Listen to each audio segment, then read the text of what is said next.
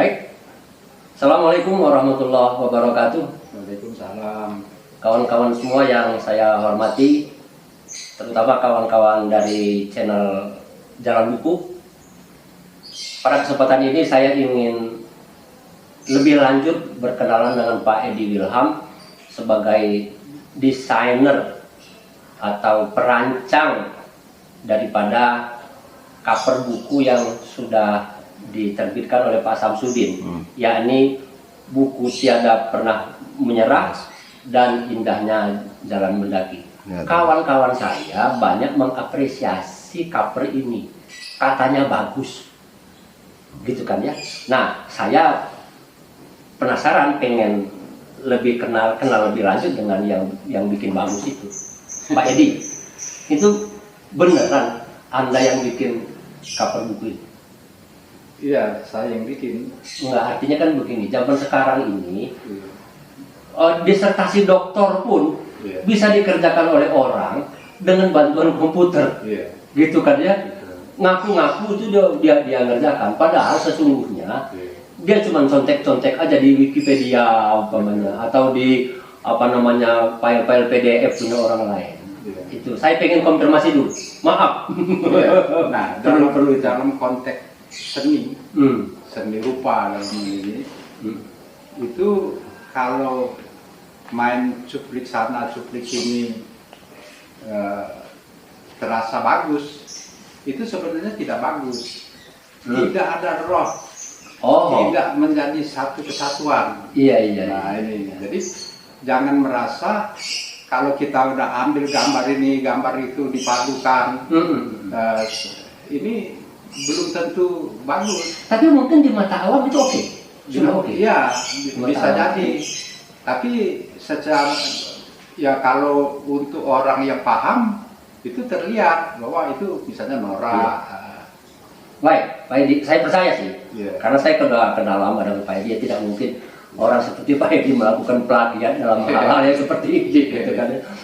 Pertanyaan saya yang ingin saya ajukan yang lainnya adalah, Pak Edi ini kan punya apresiasi yang tinggi mengenai seni grafis, gitu kan ya, dan terampil mengaplikasikannya, menyajikannya dalam satu produk.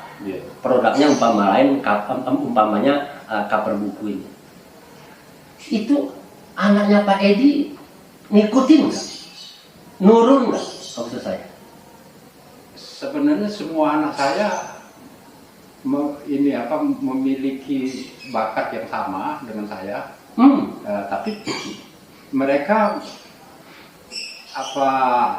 belum menjadikan ini sebagai hobi yang fokus gitu.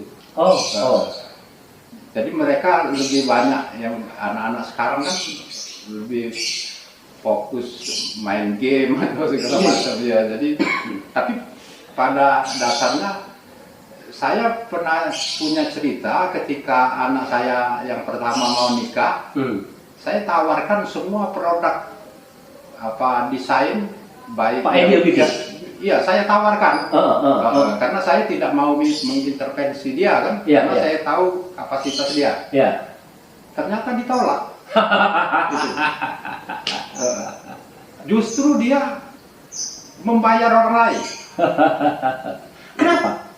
Mungkin beda aliran. Iya. Atau dia pukewu, atau nggak tahu gitu. Iya. Itu ada bedanya antara orang kolonial dengan orang milenial. Ya, ada constraint orang tua dan anak, generasi tua dan generasi muda. Pasti itu kan ya. Yang saya tanyakan itu kaitannya dengan apakah jiwa seni ya, sense of artistic itu menurun ataukah semata-mata dari sekolah gitu.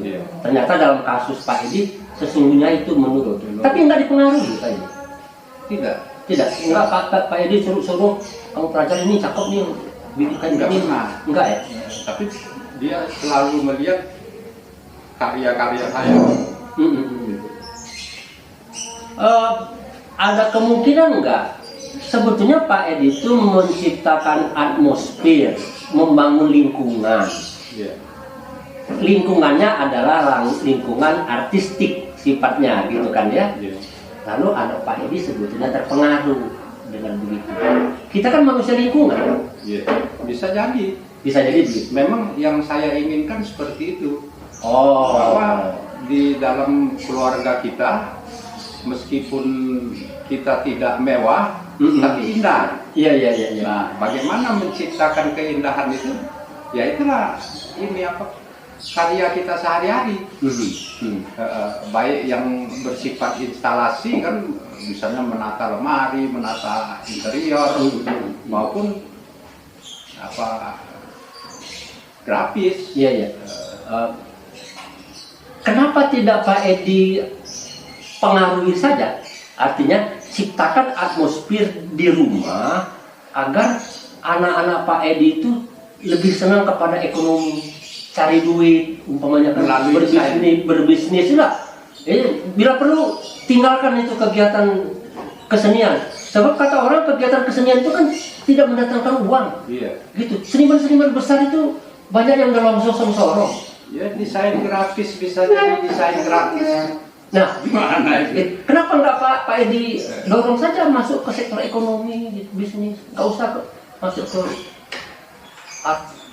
Tadi seperti saya bilang, mereka tidak masuk ke dunia seni seperti ini, tapi mereka mengapresiasi dan mereka bisa meniru atau membuat sendiri yang sesuai dengan ide mereka. Oke, I get the point. Mereka juga berbisnis.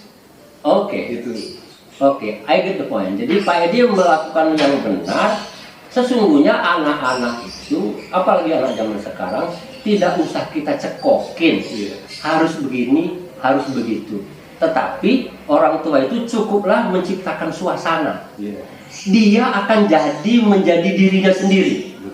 Gitu kan. Kalau dia di lingkungan beragama atau lingkungan agamis, tidak harus menjadi kiai, tetapi dia memiliki nilai-nilai keagamaan yang dia terapkan di dalam kehidupan.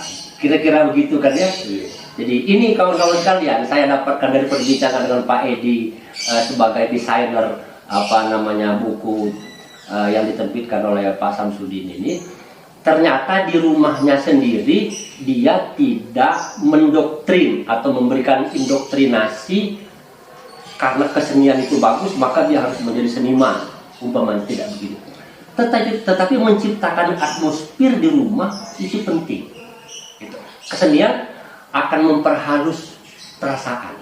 Kira-kira gitu kan, apalagi di zaman sekarang ini ya serba uang, serba teknologi gitu kan ya. Nah, dia nanti lalu ambil saja dari komputer, jiplak, cetak, bikin cover buku juga. Kalau dia tidak punya apresiasi artistik, apresiasi grafis, maka ciptaan dia itu, produk dia itu hambar. Kira-kira begitu kan ya. Paling juga untuk konsumsi orang buta, orang awam gitu oke, gitu kan gitu. Tapi bagi orang-orang yang mengerti.